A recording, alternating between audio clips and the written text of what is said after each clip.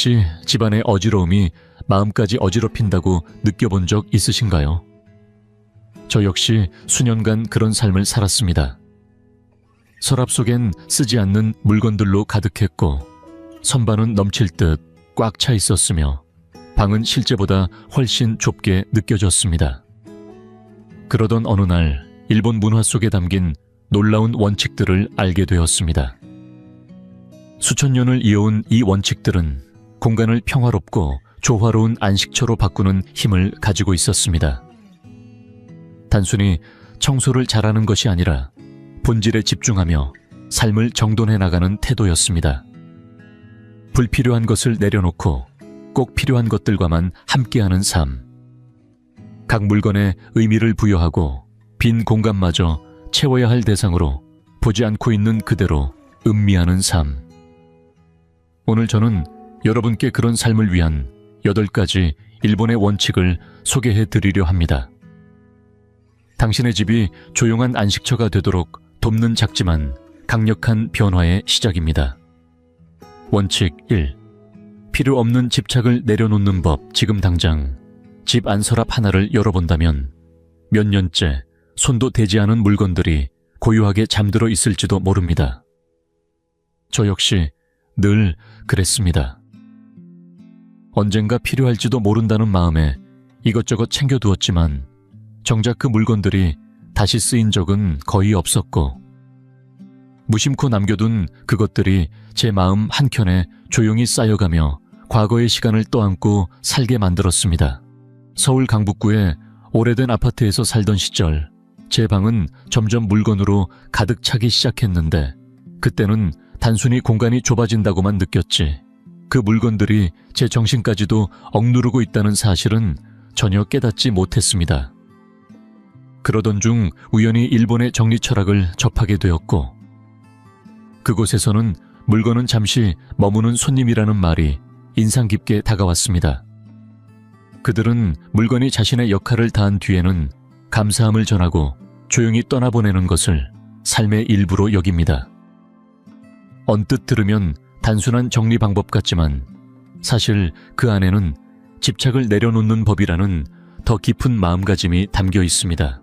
우리 대부분은 무언가를 버릴 때 그것이 아깝거나 언젠가 쓸 수 있을 것 같아서 망설이곤 하지만 그렇게 쌓인 물건은 결국 집의 공간만이 아니라 우리의 감정 공간까지 차지하게 됩니다. 물리적으로는 서랍 하나를 채우는 일이지만 그 안에 얽힌 추억과 감정이 우리 마음속에 보이지 않는 무게로 남게 되는 것이죠. 어느 날 저는 큰 결심을 하고 방 안에 종이 상자 하나를 꺼내 놓았습니다. 그리고는 서랍 깊숙한 곳에 있던 물건들을 하나하나 꺼내보기 시작했습니다. 처음엔 괜찮았지만 곧 묘한 복잡함이 밀려왔습니다. 오래된 편지, 한 번도 입지 않은 옷, 금이 간 장식품, 15년 전 친구와 본 영화표까지. 그것들은 단지 낡은 물건이 아니라 저에게는 지나간 시간과 감정의 조각이었기에 쉽게 손에서 놓을 수 없었습니다. 하지만 그 순간 일본 사람들이 실천하는 한 가지 방법이 떠올랐습니다. 물건을 버리기 전에 손에 쥐고 이렇게 말하는 것입니다. 그동안 내 곁에 있어줘서 고마워. 그렇게 감사의 마음을 담아 손을 놓는 순간 이상하게도 제 마음도 함께 가벼워졌습니다. 처음에는 어색했지만 그 짧은 인사 하나로 물건과 감정 사이의 끈이 부드럽게 풀려나가는 것을 느꼈습니다. 그때 깨달았습니다. 기억은 물건 속에 있는 것이 아니라 바로 내 안에 있다는 사실을요. 사실 우리는 무언가를 버리지 못하는 이유가 단순히 아까워서가 아니라 잊을까봐, 허전할까봐, 혹은 아무것도 남지 않을까봐 두려워서일지도 모릅니다. 하지만 진실은 정반대였습니다. 불필요한 것들을 정리하면 오히려 새로운 것이 들어올 공간이 생깁니다. 새로운 경험, 새로운 감정, 더 가벼운 마음까지. 내려놓는다는 건 텅 비우는 것이 아니라 채울 수 있는 여백을 만드는 일이라는 걸 알게 되었습니다. 혹시 지금 당신의 집 어딘가에도 그런 물건들이 자리 잡고 있지는 않으신가요? 만약 있다면 오늘 단 한 군데만 정해 실천해보세요. 서랍 하나, 선반 한 칸, 혹은 자주 눈에 밟히는 그 공간 한 군데만이라도 괜찮습니다. 그 앞에 앉아 스스로에게 이렇게 물어보는 겁니다. 이 물건은 지금의 나에게 정말 필요한가? 이것이 지금 나를 행복하게 만들고 있는가? 그냥 오래 있었기 때문에 익숙한 건 아닌가? 그리고 이것을 누군가에게 나눠준다면 더 가치 있게 쓰일 수 있지 않을까? 극단적 분리란 무작정 모든 것을 다 버리라는 의미가 아닙니다. 중요한 것은 내가 지금 살아가는 삶에 정말 필요한 것만 곁에 두는 연습입니다. 그렇게 꼭 필요한 것만 남기다 보면 물건은 줄어드는데 이상하게도 삶은 훨씬 풍성해지는 경험을 하게 됩니다. 줄이는 게 아니라 본질만 남기는 것이고 그 속에서 우리는 단순함 속에 자유를 발견하게 되는 겁니다. 기억하세요. 당신의 집은 오래된 추억을 쌓아두는 창고가 아닙니다. 당신이 앞으로 어떤 삶을 살고 싶은지를 보여주는 지금 이 순간에 당신을 비추는 거울입니다. 원칙 2. 이치고이치에 지금 이 순간을 위한 삶. 얼마 전 부엌 찬장의 깊은 구석에서 오래된 닭이 세트를 발견한 적이 있습니다. 고운 금빛 무늬가 새겨진 도자기 찻잔들이 가지런히 담겨 있었고 그 세트는 돌아가신 어머니께 물려받은 제게 참으로 소중한 물건이었습니다. 처음 받았을 땐 특별한 날이 오면 꼭 꺼내서 써야지 하고 생각했지만 현실은 달랐습니다. 어느새 세월은 흘렀고 그 특별한 날은 오지 않았으며 닭이 세트는 먼지만 쌓인 채 조용히 잊혀져 있었습니다. 그러다 어느 날 일본의 다도 문화 속에 담긴 이치고이치에라는 개념을 알게 되었고 제 마음에 깊은 울림이 일었습니다. 이치고이치에는 지금 이 순간은 단 한 번뿐이며 다시는 오지 않는다는 뜻을 품고 있으며 그 정신은 일본인의 일상 곳곳에 스며들어 있었습니다. 찻잔 하나를 고를 때도 누군가와 나누는 인사 한마디에도 그들은 다시는 돌아오지 않을 순간을 소중히 대하는 삶의 태도를 가지고 있었죠. 우리는 종종 아끼고 아끼다가 결국은 아무것도 누리지 못한 채 많은 것들을 흘려보냅니다. 예쁜 옷은 입기 아깝다고 넣어두고 귀한 찻잔은 손님이 올 때만 써야 한다며 봉인해두고 향 좋은 향수는 특별한 날이 오기 전엔 절대 뿌리지 않곤 하죠. 그런데 그렇게 미루는 사이 지금 누릴 수 있는 작고 소중한 기회들은 사라지고 우리는 결국 아무것도 사용하지 못한 채 후회만 남기기 일쑤입니다. 이치고이치에는 말합니다. 오늘이야말로 가장 특별한 날이며 지금 이 순간이야말로 내가 살아있음을 느낄 수 있는 진짜 시간이라는 것을요. 그래서 저는 어느 날부터 아침에 일어나면 제일 좋아하는 찻잔으로 따뜻한 차를 마시고 외출 계획이 없어도 좋아하는 옷을 입고 마트에 다녀오고 특별한 약속이 없어도 기분 좋아지는 향수를 살짝 뿌리는 하루를 살아가기 시작했습니다. 그 작은 변화들이 하루를 다르게 만들고 무심히 지나가던 시간이 하나하나 의미 있는 순간으로 바뀌는 걸 느끼게 되었습니다. 그래서 저는 오늘 이 글을 보고 있는 당신에게도 제안드리고 싶습니다. 늘 아껴두기만 했던 옷 한 벌, 쉽게 꺼내지 못했던 그릇 하나 혹은 사용하기 아까웠던 물건 하나를 오늘은 스스로에게 선물해보세요. 혼자 있는 날이더라도 아무런 특별한 일정이 없더라도 그 하루를 특별하게 만드는 힘은 언제나 나 자신의 선택에서 비롯됩니다. 인생은 기다리는 것이 아니라 오늘을 어떻게 살아내느냐에 달려 있습니다. 언젠가를 위해 미루지 말고 지금 이 순간을 온전히 살아가며 스스로의 삶을 아끼고 돌보는 일이야말로 진정한 여유이고 삶의 품격이라는 것을 우리는 너무 늦기 전에 배워야 합니다. 지금 당신의 곁에 있는 것들을 사랑하고 오늘의 시간을 아낌없이 누리세요. 그리고 매일을 단 한 번뿐인 선물처럼 받아들이며 살아가세요. 그 순간들이 쌓일 때 비로소 우리는 후회 없이 살았다고 말할 수 있는 날을 맞이할 수 있을 것입니다.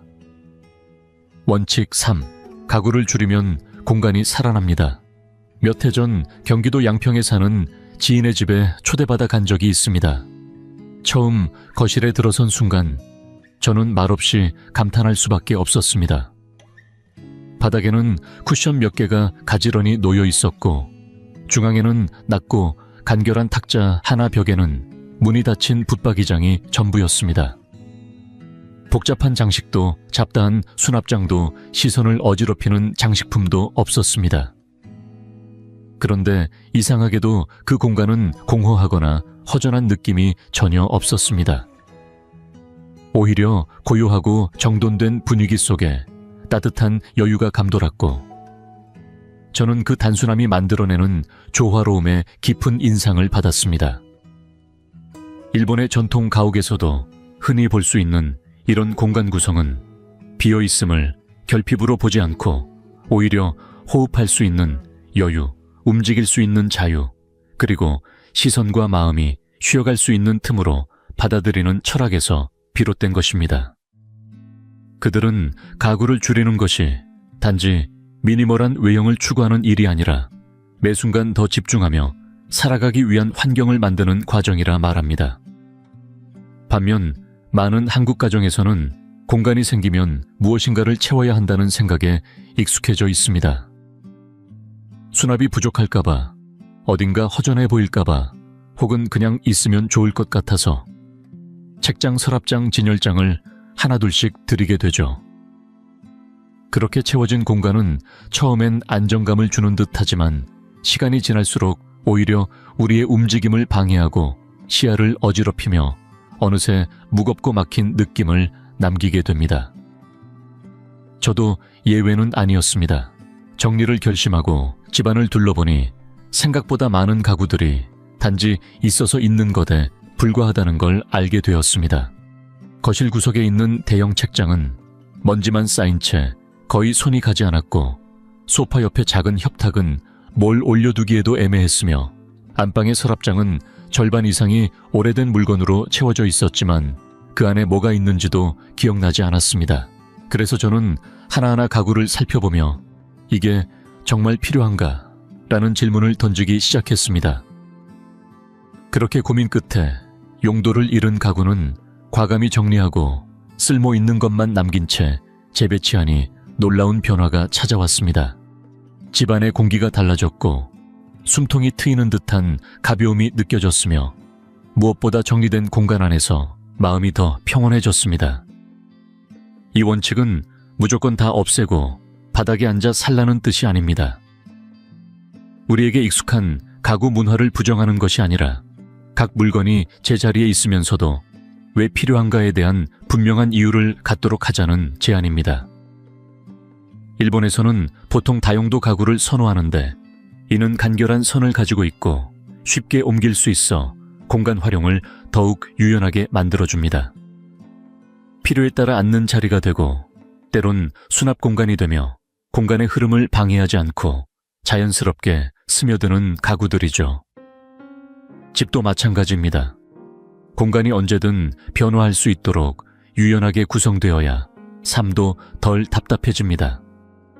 당장 집안을 완전히 바꾸는 것이 부담스럽다면 아주 작은 시도부터 해보셔도 좋습니다. 쓰임새 없이 자리만 차지하는 가구가 있다면 잠시 다른 공간에 치워보세요. 며칠만 그 상태로 살아보면 정말 필요한 것이 무엇인지 몸이 먼저 말해줄 겁니다. 혹은 처음부터 다 버리기 어렵다면 덜 복잡한 가구, 더 다용도로 쓸 수 있는 가구, 쉽게 움직일 수 있는 가구부터 하나씩 바꿔보는 것도 좋은 방법입니다. 중요한 건 모든 공간을 가득 채우지 않아도 된다는 걸 깨닫는 것입니다. 공간이 비어있다는 건 결핍이 아니라 가능성을 품고 있다는 뜻이며 여백이 주는 자유는 생각보다 훨씬 더 큰 행복으로 이어질 수 있습니다. 원칙 4. 흐름이 살아있는 집이 마음도 편안하게 만듭니다. 혹시 이런 경험 있으신가요?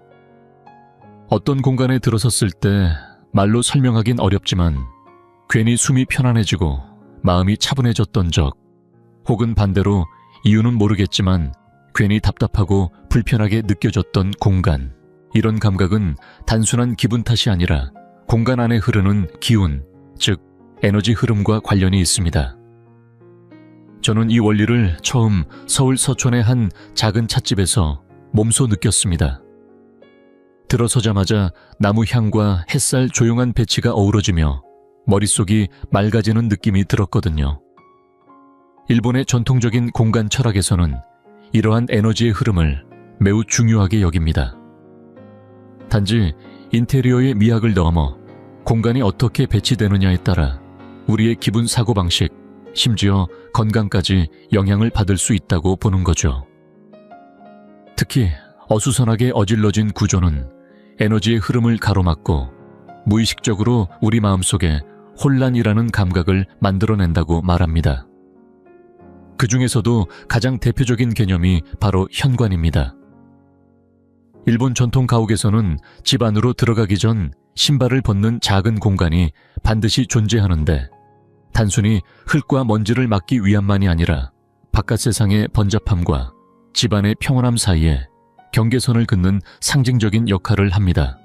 저 역시 이 원리를 알고 난 뒤부터는 현관을 단순한 입구가 아닌 하루의 감정과 분위기를 환기시키는 심리적 출입문으로 생각하게 되었습니다. 집에 들어올 때 현관이 어질러져 있으면 이상하게도 하루의 피로가 집 안으로 그대로 따라 들어오는 듯했고, 반대로 현관이 정돈되어 있으면 그 순간부터 몸이 느슨해지고 마음도 편안해지더군요. 하지만 에너지 흐름은 현관만의 문제가 아닙니다.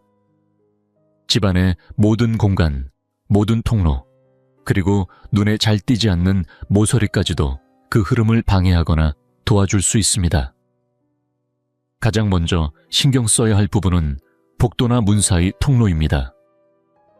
생각보다 많은 집에서 이 구간이 상자 신문지 덤이 낯선 가구들로 막혀 있는 경우가 많습니다. 움직임이 막히는 곳에서는 기운도 막히고 결국 답답함으로 이어집니다. 다음으로는 자연광입니다. 창가에 무거운 커튼이나 불필요한 장식이 걸려 있다면 햇살이 제대로 들어오지 못하고 그만큼 공간이 답답해지고 분위기까지 가라앉게 됩니다. 가능한 한 커튼은 가볍고 얇은 재질로 바꾸고 창문 앞 공간은 최대한 비워두어 빛이 집안을 자유롭게 흐르게 하는 것이 좋습니다. 또 하나 중요한 곳이 바로 모서리입니다. 많은 분들이 모서리에 정체 모를 물건이나 장식들을 쌓아두곤 하는데, 이곳은 기운이 뭉치는 지점인 만큼 특히 깨끗하게 비워두는 것이 좋습니다. 만약 장식을 한다면 너무 복잡한 소품보다는 작은 화분이나 특별한 의미를 담은 하나의 물건처럼 간결하고 조화로운 요소가 더 어울립니다. 그리고 마지막으로 꼭 실천했으면 하는 습관이 바로 환기입니다. 겨울이라고 해서 창문을 꼭 닫아둘 필요는 없습니다. 매일 5분만이라도 창문을 열고 신선한 바깥 공기를 들이면 머릿속이 개운해질 뿐 아니라 집 안 전체의 에너지가 새로워지는 느낌을 받을 수 있습니다. 정체된 공기는 생각보다 훨씬 더 무겁고 그 무게가 우리 기분에까지 영향을 주니까요. 이 모든 실천의 핵심은 결국 하나입니다. 정리는 단지 보기 좋게 하기 위한 일이 아니라 우리 몸과 마음이 쉴 수 있는 흐름을 만들어주는 일이라는 것. 처음엔 어렵게 느껴질 수도 있지만 하루에 단 5분이라도 특정 공간을 정돈하고 햇빛을 들이고 바람을 불어넣고 불필요한 물건 하나를 줄이는 것만으로도 그 변화는 바로 체감됩니다. 저 역시 이런 실천을 시작한 이후 집안의 공기부터가 달라졌고 하루하루를 훨씬 더 가볍게 살아가게 되었습니다. 결국 깨달은 건 이 한 가지였습니다. 공간이 흐르면 나도 함께 흐르게 된다는 것. 집이 숨을 쉬면 내 마음도 함께 살아난다는 것. 원칙 5. 의무가 아닌 의식으로서의 청소한 때는 집안 청소가 끝도 없는 반복처럼 느껴졌습니다. 하루 종일 쓸고 닦고 설거지를 마쳐도 다음 날이면 또다시 처음으로 돌아가는 기분이었죠. 그렇게 며칠이고 몇 주이고 청소라는 일에 갇혀 사는 듯 했습니다. 그런데 어느 날 일본에서 전해 내려오는 청소에 대한 철학을 알게 된 후 제 시선이 완전히 바뀌었습니다. 일본에서는 청소를 단순한 집안일로 여기지 않습니다. 그것은 공간에 대한 감사이자 나 자신을 위한 배려입니다. 사찰에서 수행하는 스님들은 매일 새벽 마당을 쓸며 하루를 시작합니다. 흙이 묻어 있어서가 아니라 마음을 정화하고 집중하는 수행의 한 방법인 것이죠. 초등학교에서도 아이들이 자신이 공부하는 교실을 직접 청소합니다. 누가 시켜서가 아니라 질서와 존중을 배우는 자연스러운 생활 교육으로 받아들입니다. 그 모습에서 저는 중요한 사실을 깨달았습니다. 집이라는 공간은 결국 우리의 마음을 비추는 거울이라는 것. 공간이 어지럽고 혼란스러울수록 우리의 내면 역시 흔들리고 있다는 신호입니다. 그래서 저는 청소를 하루를 닫고 마음을 여는 의식으로 바라보기 시작했습니다. 첫째, 청소할 때는 마음을 담아야 합니다. 서둘러 끝내는 것이 아니라 지금 이 순간에 집중하며 하나하나 정리해 나가는 것이 중요합니다. 빗자루질을 하며 머릿속의 잡념도 함께 쓸어내고 설거지를 하면서는 물의 따뜻함과 소리 그 감각을 느껴보세요. 빨래를 개면서는 옷이 나를 어떻게 감싸고 지켜주었는지를 떠올려 보세요.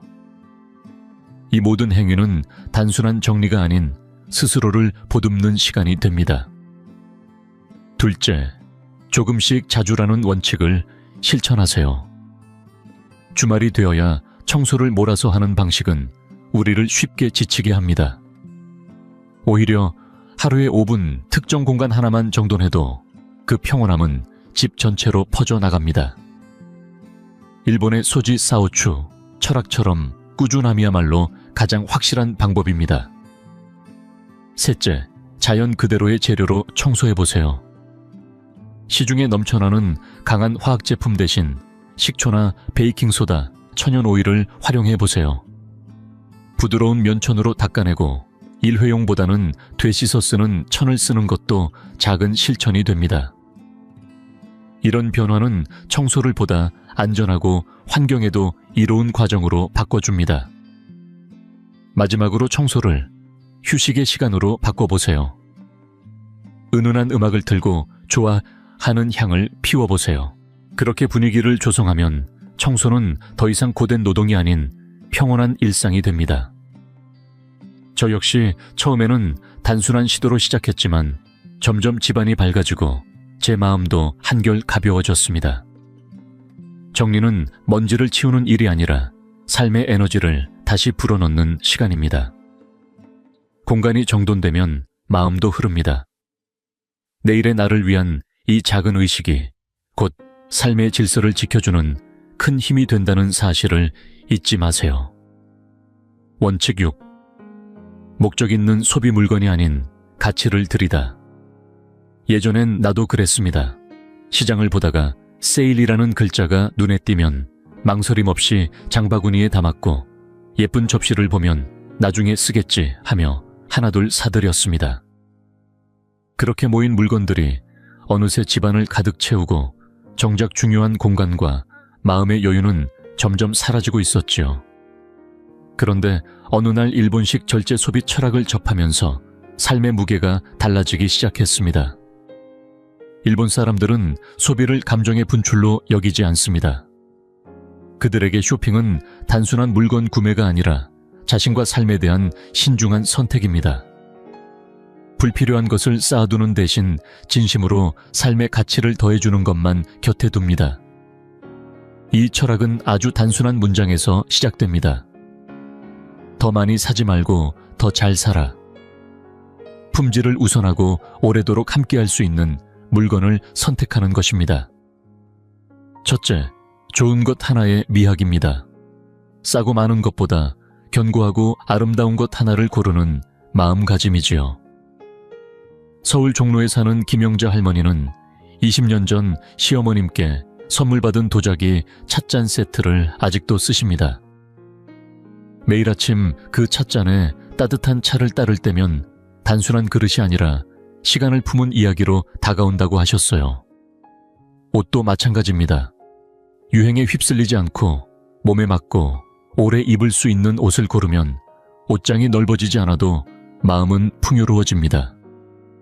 둘째, 충동 구매를 피하는 습관입니다. 기분이 울적할 때 무료함을 달래기 위해 또는 오늘만 하는 특가라는 말에 혹해 사버린 물건들이 집 구석구석 쌓여가는 경험 누구나 있지요. 일본에서는 30일 보류법이라는 방법을 씁니다. 갖고 싶은 물건이 생기면 그 자리에서 사지 않고 30일을 기다려봅니다. 그 시간이 지나도 여전히 필요하다면 그때 사라는 것이죠. 놀랍게도 열의 8분 그 사이에 마음이 바뀝니다. 진짜 필요한 것이 아니었음을 알게 되는 겁니다. 셋째, 이미 가지고 있는 것을 다시 바라보는 태도입니다. 새로 사는 대신 지금 내 곁에 있는 물건에 가치를 다시 불어넣는 것입니다. 고장난 물건을 고쳐 쓰고 입지 않는 옷은 수선해서 다시 입고 낡은 책장은 칠을 새로 해 새 생명을 불어넣을 수 있습니다. 물건은 버릴 때가 아니라 다시 살릴 때 비로소 나와 함께하는 존재가 됩니다. 넷째, 소유를 줄이면 삶이 가벼워집니다. 물건 하나하나는 공간만 차지하는 것이 아닙니다. 우리 마음속에도 조용한 부담을 줍니다. 입지 않는 옷으로 가득한 옷장은 매일 아침의 선택을 피곤하게 하고 쓰지 않는 주방기구는 설거지할 때마다 짜증을 유발합니다. 이걸 왜 샀을까? 라는 생각은 곧 나는 왜 이걸 버리지 못할까? 라는 자책으로 이어지기도 하지요. 하지만 목적 있는 소비는 다릅니다. 어떤 물건이 집에 들어오게 될 때 그것은 공간과 에너지 두 가지를 함께 차지합니다. 그래서 신중하게 드리고 오랫동안 곁에 두는 겁니다. 이제는 저도 새로운 물건을 살 때마다 스스로에게 질문을 던집니다. 이건 진짜로 나에게 필요한가? 얼마나 오래 쓸 수 있을까? 내 공간과 마음에 어떤 변화를 줄까? 그런 물건만 곁에 두다 보니 제 집은 물건이 많은 집이 아닌 이야기가 담긴 집이 되었습니다. 기억하세요. 소비는 단순한 지출이 아닙니다. 나의 삶을 채우는 선택입니다. 물건 하나하나가 나를 대신해 말을 겁니다.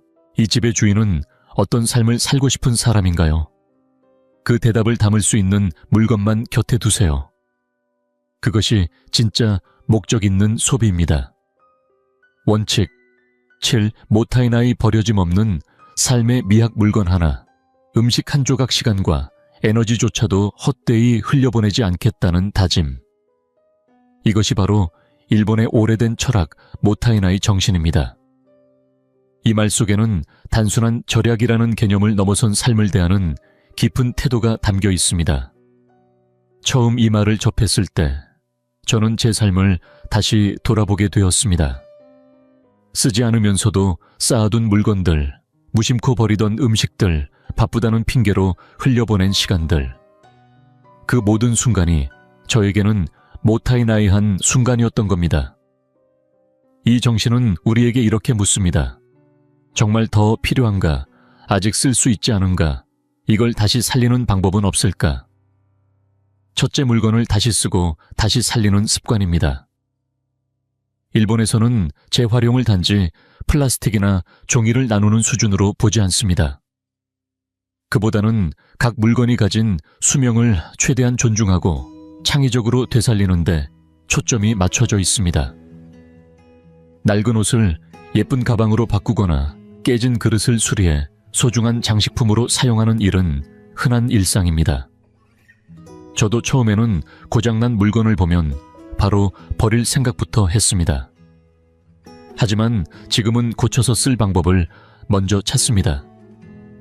그 과정에서 얻는 기쁨은 새 것을 살 때의 만족감과는 전혀 다른 깊이를 가지고 있습니다.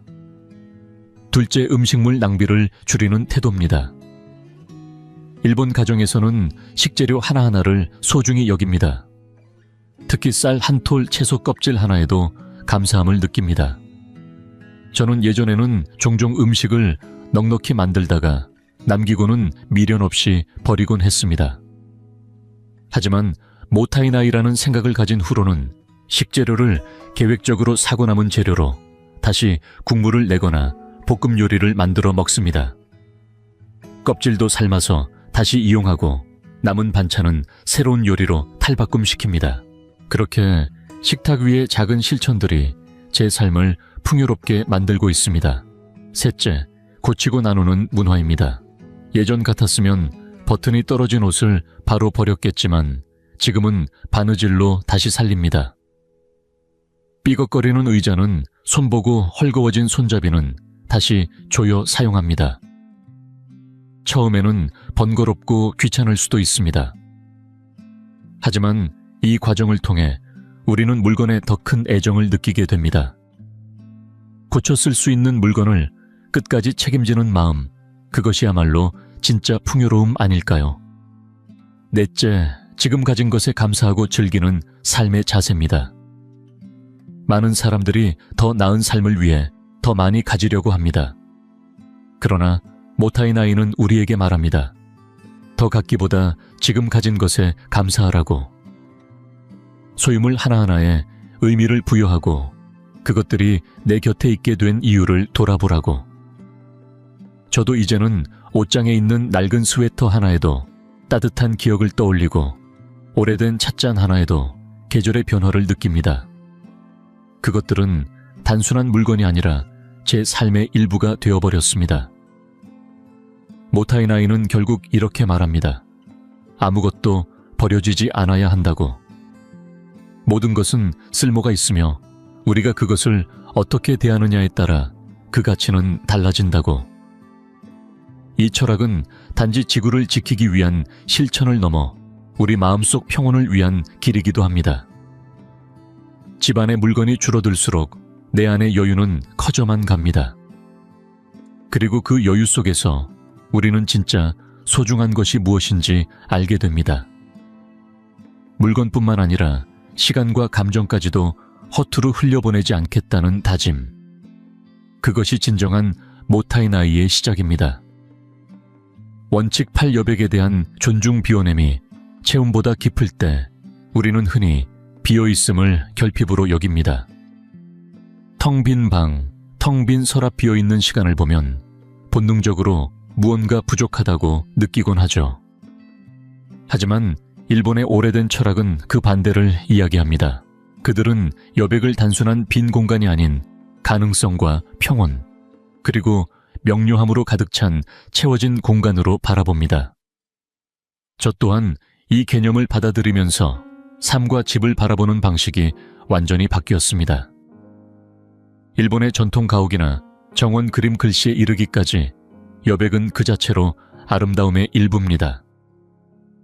벽 한쪽이 비어있거나 탁자 위에 단 하나의 꽃병만 놓여있는 장면은 오히려 그 꽃병의 존재감을 더욱 깊게 느끼게 해줍니다. 그림에서도 붓글씨에서도 마찬가지입니다. 획이 없는 여백은 단지 빈 공간이 아니라 그 획을 더욱 돋보이게 만드는 무대입니다. 저는 한때 서울 마포구의 낡은 아파트에서 살며 집안 곳곳에 뭔가를 채워넣는데 익숙해 있었습니다. 벽에는 사진 액자 선반에는 장식품 바닥에는 가구들이 빼곡히 놓여 있었죠. 그런데 이상하게도 마음은 늘 불안했고 집중도 잘도 되지 않았습니다. 그러던 어느 날 일본의 여백의 미라는 개념을 접하고 조금씩 실천해보기로 했습니다. 먼저는 집안의 장식품부터 줄였습니다. 선반을 비우고 탁자 위의 소품들을 하나씩 치웠습니다.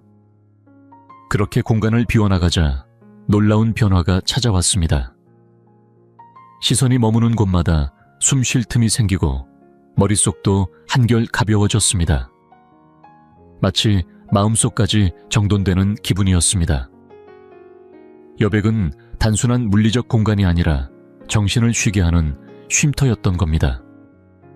또한 여백은 집안의 흐름과 에너지에도 큰 영향을 미칩니다. 일본에서는 기라고 부르듯 에너지가 막히지 않고 자유롭게 흐르기 위해서는 공간에 숨통이 트여 있어야 한다고 말합니다. 가구나 물건을 빈틈없이 채워 넣으면 기운이 맴돌 수 없습니다. 하지만 여백을 남기면 바람도 시선도 에너지도 자연스럽게 흐릅니다. 결과적으로 우리는 그 안에서 더 평온해지고 집중력이 높아지며 감정의 균형도 찾을 수 있게 되죠. 여백은 또한 삶에 대한 태도이기도 합니다. 필요 없는 것을 과감히 덜어내고 꼭 필요한 것에 집중할 수 있는 용기. 그것이 바로 여백이 우리에게 주는 가장 큰 선물입니다. 물건이 많다고 풍요로운 게 아니듯 공간이 가득 찼다고 해서 마음이 채워지는 것도 아닙니다. 오히려 적절히 비워냈을 때 진짜 나에게 필요한 것이 무엇인지가 또렷이 보이기 시작합니다. 지금의 저는 집안의 빈 벽을 볼 때마다 그 여백이 주는 고요함에 감사하게 됩니다. 거기엔 아무것도 없지만 그 안엔 수많은 가능성과 나만의 여유가 숨쉬고 있습니다. 조용한 방에 앉아 차 한 잔을 마실 때 아무 말 없이 바라보는 텅 빈 공간이 오히려 마음을 꽉 채워줍니다. 여백을 존중한다는 것은 우리 삶에서 정말 소중한 것들이 드러날 수 있는 무대를 마련해 주는 일입니다. 그것은 결코 비어있는 삶이 아니라 중요한 것이 선명해지는 삶입니다.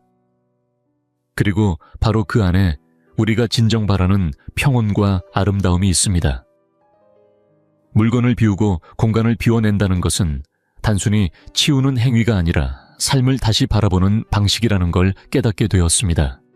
이 원칙들은 제게 깊은 울림을 주었고 여러분에게도 그러하길 바랍니다.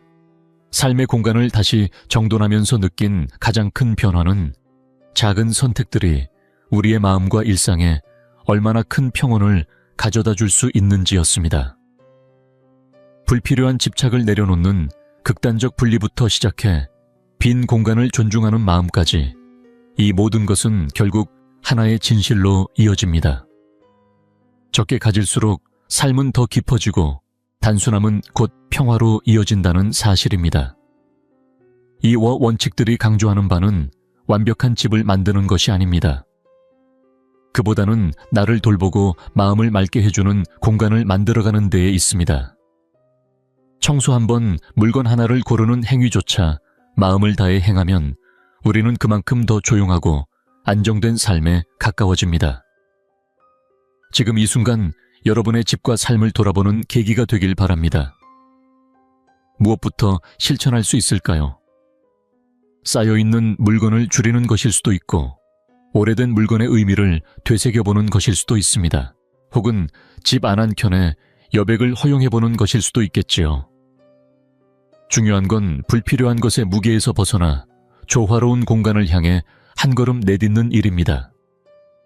정돈된 집은 곧 정돈된 마음이라는 말처럼 오늘부터 우리가 함께 걸어갈 이 여정은 결코 거창하거나 어렵지 않습니다. 진정 중요한 것이 무엇인지 조용히 되새겨보며 그 가치를 위한 공간을 만들어 가시길 바랍니다.